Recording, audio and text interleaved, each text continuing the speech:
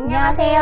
저는 미셸이고요. 네, 이나입니다. 네, 오늘 저희가 무슨 얘기를 할 거냐면 미루고 미뤘던 차 구매와 관련된 얘기를 할 건데 솔직히 뉴욕 한가운데 빼고는 거의 모든 전역에서, 미국 전역에서는 차가 필수라고 생각합니다. 그래서 차 구입을 솔직히 미국 오실 분이라면 꼭 생각을 한번 해보시는 게 좋을 것 같은데 저희의 구매 경로가 좀 달라가지고 그런 걸 어떻게 구매했는지 무슨 생각으로 이 차를 샀는지 좀 쉐어하면 좋지 않을까. 그쵸. 일단 우선은 한국에서는 사실 도시 살고 계시면은 운전할 일이 거의 없잖아요. 그렇죠. 다 대중교통 타니까. 약간 필수가 아니니까 운전이 미숙한 채로 오시는 쌤들이 정말 많긴 하고 일단은 미셸쌤은 운전 얼만큼 하고 오셨어요? 거의 안 했다고 보면 되지만 운전을 할 줄은 알았어요. 제가 예전에 제주도를 너무 가고 싶은데 뚜벅이론 절대로 못 가겠는 거죠. 그래갖고 운전면허 자체는 이제 21살 때 딱 대학 가서 바로 땄거든요. 따기는. 그랬는데 장롱면허였다가 이제 제주도 가기 직전에 운전 연수를 사장에서 10시간 받았어요. 그러고선 운전 연수 학원 가가지고 학원차로 10시간을 딱 받고 이브닝 전에 2시간씩 5일 해갖고 딱 받고 나서 다음날 전 제주도에 혼자 있었습니다. 그래서 그때 처음으로 범퍼카처럼 운전을 하고 그래도 성공적이었나요? 사고 없이? 무조건 자차 그 보험을 하세요. 슈퍼 자차. 풀커버로 그렇게 했었습니다. 그게 제 경력이었고 그 이후로는 약간 좀 운전이 재밌으니까 뭐 쏘카 같은 거 빌려가지고 가끔 이제 인천이랑 서울이랑 왔다 갔다 좀 하고 뭐 강릉이나 거기서도 운전해봤고 거제도 이런 내려가가지고 좀 뚜벅이 힘든 여행 이런 데서는 좀 차 운전을 했었어요. 저는 이제 병원은 강남이고 원래 집이 일산이어가지고 뭐 자주는 못 가더라도 한 달에 한 2번 정도는 이제 왔다 갔다 할 때 엄마 차를 제가 썼었어요. 엄마 차가 작은 차다 보니까 그 작은 차에 익숙해가지고 막 큰 차를 몰아본 경험은 별로 없었거든요. 근데 마지막에 한 달 동안 카니발을 몰아가지고 약간 살짝은 큰 차에 익숙해졌나? 약간 이런 느낌이었고. 딱 익숙해지기 직전에 오셨네요, 거의. 그쵸. 그래서 운전 경력은 한 4년, 5년 돼서 온 것 같아요. 그래서 꽤 있었었고, 그리고 이제 일본에서도 좀 운전을 많이 했었어가지고, 약간 운전에 대한 무서움은 없이 왔었던 것 같고, 한국에 있을 때는 이제 처음 운전 시작할 때 저도 연수를 받긴 했었거든요. 그 연수가 되게 도움이 됐었던 것 같고, 그 미국에도 연수가 있어요. 그래가지고. 아, 맞아요. 미국에도 있는 거 봤어요, 제가. 맞아요. 그래서 드라이빙 스쿨 같은 거 찾으시면은 아마 그 지역 내 로컬리 그 수업을 받으실 수 있을 거예요. 그리고 제 생각에 운전을 제가 어느 정도 하고 와서 괜찮았다 이 생각이 들었냐면은 음악을 틀고 운전을 할 수 있을 만큼 운전하고 왔다 싶은 거죠. 무슨 말인지 알아요? 선생님 이게 처음에 운전하면 음악도 못 듣거든요. 그치. 너무 긴장돼갖고 주변에 그 소리를 막 이제 그런 인위적 소리를 들으면 안 돼요. 근데 이제 음악을 진짜 들으면서 운전할 수 있는 경력이 된 거죠. 그러고서는 그 정도 하고 이제 왔다 이러니까 괜찮았던 것 같아요.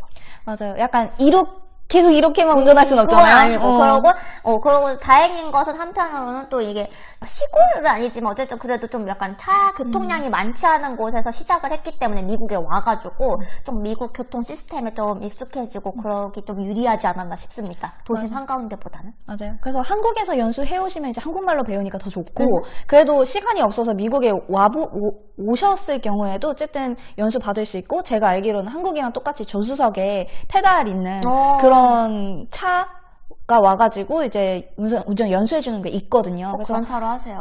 그런 걸로 이제 하시면 될 것 같아요. 예전에 사설로 했었는데 갑자기 나이대로 빠지는 사설로 했었는데 거기서 약간 그 본인 차를 가지고 오셔서 저희가 이제 학생을 태워주신 거죠. 근데 이제 그분이 자기 차니까 너무 민감하잖아요. 그러니까 내가 조금만 잘못해도 약간 터지는 거죠. 이렇게 폭발, 템퍼 막 이래갖고 그리고 약간 셀카본 같은 거 막대기 같은 거 들고 와서 그거를 브레이크에 껴요. 그런 다음에 그거를 손으로 눌러요. 근데 이제 생각해 보시면 이제 가만히 가다가 오른발로 브레이크를 밟는 속도랑 브레이크를 밟아야겠다 하고 손으로 누르는 거랑 솔직히 이게 뭐가 더 효과적이고 뭐가 더 안전할까요? 당연히 발로 하는 거겠죠. 그래서 서티파이드 스쿨에서 다니시길 바랍니다.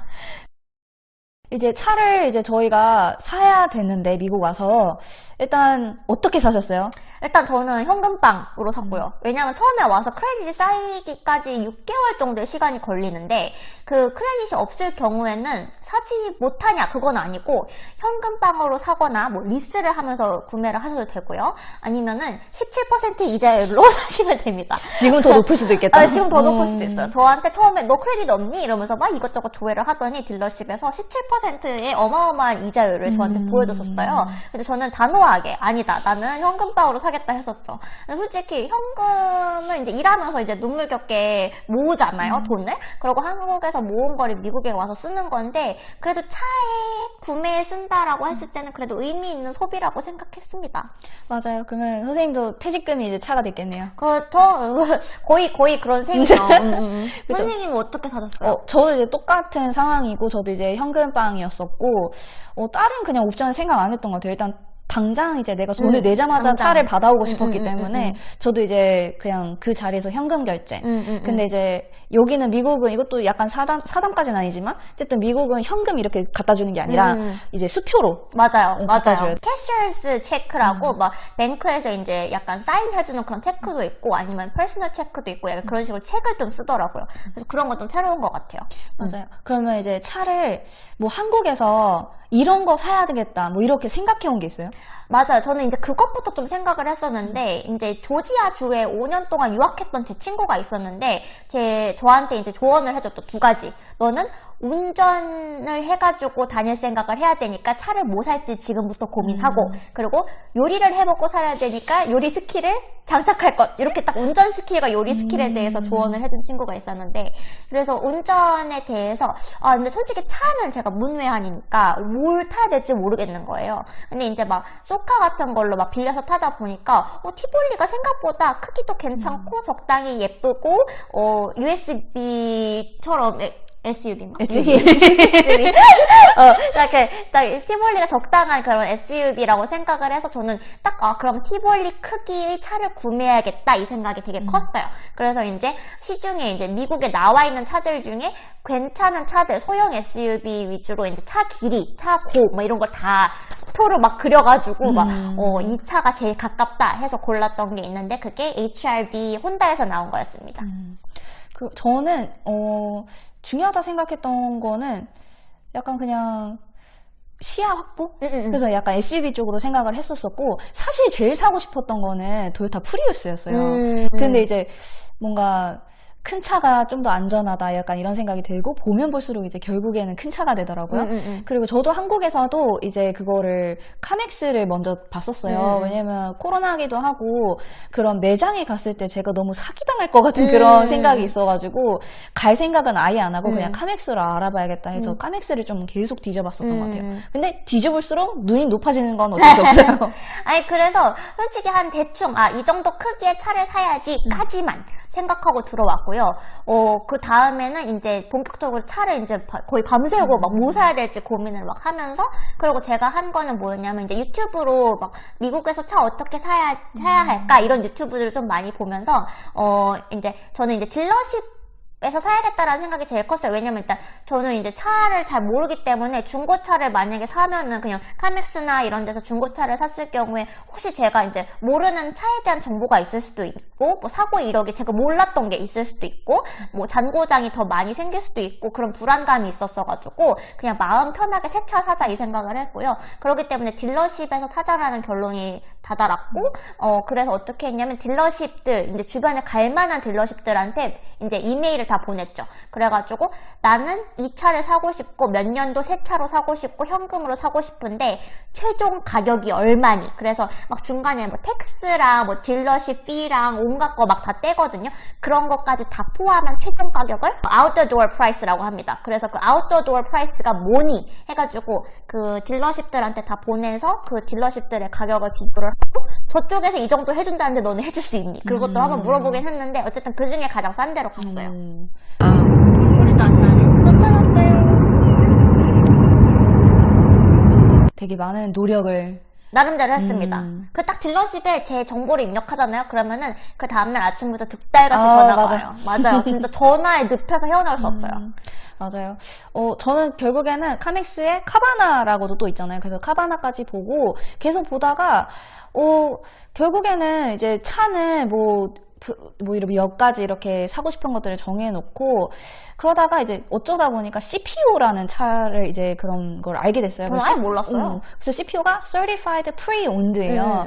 그래서 제가 듣기로는 미국은 이제 주재원으로 오시는 분들도 계시고, 그리고 1, 2년 유학하시다가 차를 파시는 분들도 많아가지고, 사실 새 차 같은 중고가 많다고 들었거든요. 물론 운에 따라서 정말 이제 안에 고장이 많이 난 이런 중고도 있겠지만, 그래서 어쨌든 중고차도 나쁘지 않겠다 생각을 해가지고 중고차를 생각을 했고, 그리고 CPO라는 걸 알게 되면서 이게 그런 도요타 차면 도요타 매장에서 서티파이를 한 중고차거든요. 그래서 그쪽으로 더 알아봐야겠다 싶어가지고 CPO 차량을 알아봤고, 그리고 저도 사실 운전은 했지만 차를 사본 적은 없기 때문에 저도 어쨌든 차를 사는 거에 있어서 문외한이니까 한국말로 듣고 싶은 거예요.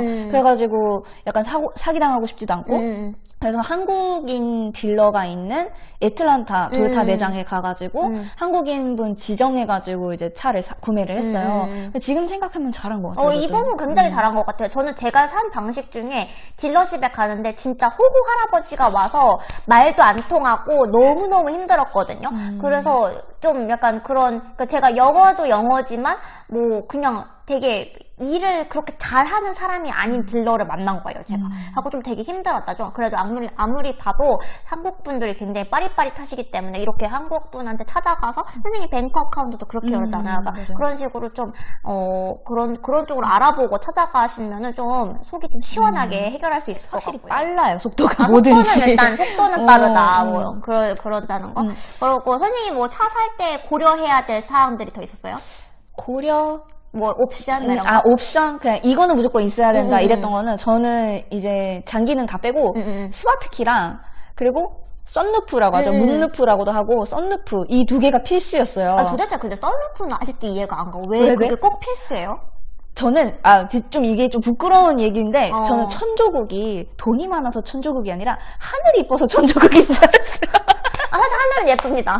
그래가지고 하늘을 봐야 된다는 생각에, 그리고 약간 사이드 창문을 내리면 소리가 너무 심하잖아요. 근데 이 위에를 열면 소리가 덜 나는데 맞아. 바람은 들어와요. 그래서 그게 좀 필요하다 생각했어요. 몰랐던 사실. 저는요, 옵션이라는 거 생각을 한 적이 없어요. 왜냐면은 저는 그냥 굴러가기만 하면 되는 거죠. 크기가 머릿속에 그냥 하나죠. 티볼리 사이즈에 굴러가기만 하는 SUV. 근데 색깔은 예쁜 오렌지색. 그래가지고 너네 딜러십한테 너네 이 색 구해다 줄 수 있어? 이렇게 물어보고, 사실 그래서 하나도 옵션을 생각하지 않았지만 너무 다행이었던 건 이제 어떻게 하다 보니 이제 딱 가운데 이게 차도 모델이 있으면은 그 옵션에 따라서 좀 깡통, 그 중간, 최고 모델 이렇게 있잖아요. 그래갖고 딱 중간을 사게 됐어요. 그래서 열선이 엉뜨 있고요. 그러고서는 이제 제일 좋은 거는 이제 사이드에 카메라가 있어서 저처럼 이제 시야가 좁은, 운전을 경력이 별로 없이 좀 초보인 사람들은 이제 차가 특히나 오른쪽에서 어떤 차가 사각지대에 있는지 진짜 알기가 힘들거든요. 어떻게 운전자 속은 알아서 본다고 해도 이쪽까지 시선이 위치하기 힘들기 때문에 깜빡이를 이제 딱 오른쪽 거를 키잖아요. 그러면은 이쪽 화면에 떠요. 이 오른쪽 시야가. 그래갖고 그게 굉장히 저한테 되게 좋았습니다. 맞아요. 왜냐면 저는 이제 미셸쌤이 차를 정말 잘 샀다고 생각하는 게, 차랑 이제 미셸쌤이랑 잘 맞다고 생각하는 게, 미셸쌤이 진짜 베스트 드라이버거든요. 저는 레클레스 드라이버라서 병동 선생님이 소닉 같다고 했어요. 운전을 이제 게임 속에서 하는 것 같다, 이제. 그쵸. 근데 이제 모든 그런 약간 단점들을 차가 다 커버해주고 있어. 그래서 저희 엄마는 처음에 뭐라고 했냐면, 차라도 똑똑해야지.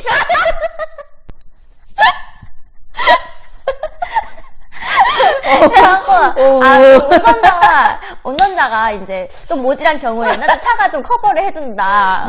그래서 그런 좀 사이드 기능이 좀 많으면 아무래도 부족한 운전자 입장에서는 차를 믿을 수 있어요. 맞아요. 저는 아까 브랜드랑 이거 모델명 얘기를 안 드렸는데, 저는 이제 토요타의 라브4를 샀고, 이제 2020년 당시 2018년형도를 샀어요. 그 2년 정도 됐고, 마일리지는 이제 만에서 5만 사이의 중고차를 사라 이래가지고, 뭐 낮을수록 좋지만, 어쨌든 4만에서 시작하는 걸 샀고, 제 차의 제일 좋은 점은 트렁크가 정말 커요. 맞아요. 선생님 완전 차박 쌉 가능. 맞아요. 그래서 이제 트렁크가 크니까 이제 다 집어넣죠. 이제 단점은 이제 다 집어넣고 빼질 않죠. 제 2의 집입니다. 차도, 옷도 6벌 있고, 신발도 6벌 아, 있고, 빼질 않아요. 드레스룸이네요. 그게 문제고, 그리고 이제 제가 중고로 샀다 보니까, 한 가지 이제 좀, 약간 팁이라고 하는 거는, 일단 확실히 뭐 새 차도 타보시는 분들 많잖아요. 근데 진짜 카맥스도 그렇고 카바나도 그렇고, 물론 카맥스는 매장 가셔서 타보실 수 있고, 카바나도 받아보고 일주일 뒤에 반납할 수 있거든요. 그렇긴 한데 이제 저 같은 경우에는 CPU 차량을 2대를 이제 타봤어요. 첫 번째 차량은 이제 모든 게 다 좋았어요. 지금 제가 산 차보다 더 마일리지도 적고 더 최신식이고 이랬는데, 그걸 타고 나서 지금 제가 산 차를 타는데 되게 드라이브하는 게 다르더라고요. 되게 부드럽고, 그러니까 이게 중고차가 앞에 주인이 어떻게 탔는지를 사실 사고 이력은 없을 수 있는데, 이제 어떤 습관에 있었는지 모르잖아요. 그걸 모르니까. 출발 급정거. 그래서 그게 이제 티가 나는 것 같아요. 그래서 약간 만약에 중고차를 사실 거면 정말 꼭 타보시는 걸 추천드립니다. 네, 제 뒤에 누가 탈지 모르겠지만. 성화를 뿌리며 무사고를 기원합니다.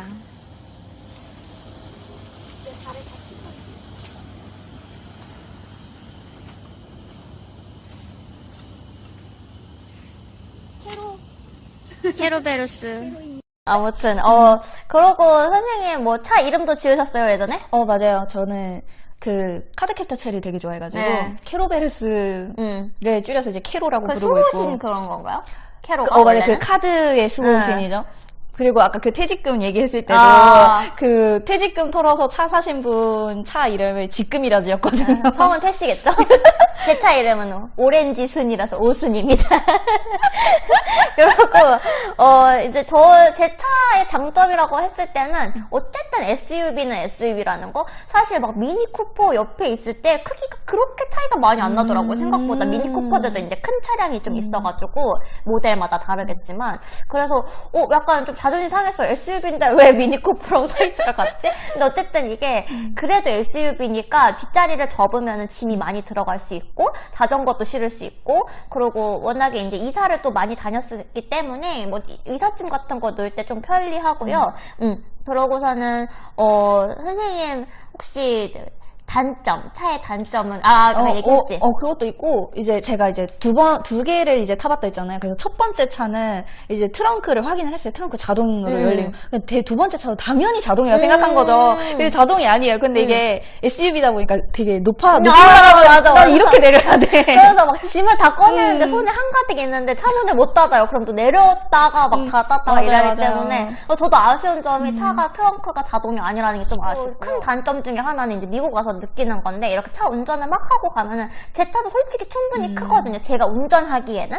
근데 이제 주변 차들이 너무 커요. 그래가지고 세마이 트럭도 진짜 많고, 그냥 일반 사람들이 픽업 트럭 굉장히 많이 타거든요. 그러면은 저도 픽업 트럭 타고 싶은 거죠.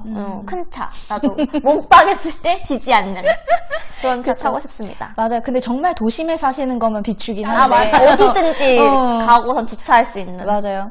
그리고 이제 본인 차를 이제 선택을 하실 때 약간 되게 한국에선 당연한 기능들이 미국 차한테는 당연하지 않은 게 되게 많거든요.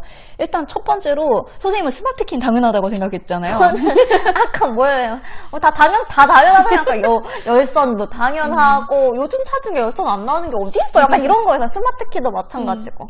그렇죠. 근데 이제 어쨌든 다 옵션이고, 그리고 지금 이제 새 차 2023년형 막 이런 애들은 뭐 더 기능이 있겠지만 제가 구매할 당시만 해도 그 구글 지도 있잖아요. 그 맞아요. 내비게이션이 내비게이션. 탑재가 안 된 차가 굉장히 많았어요. 맞아요. 그래갖고 근데 지금도 차 탑재 잘 안 된 차들이 많은 것 같아요. 그래갖고 이제 그냥 필수적으로 우리 구글 맵 키고 다니고요.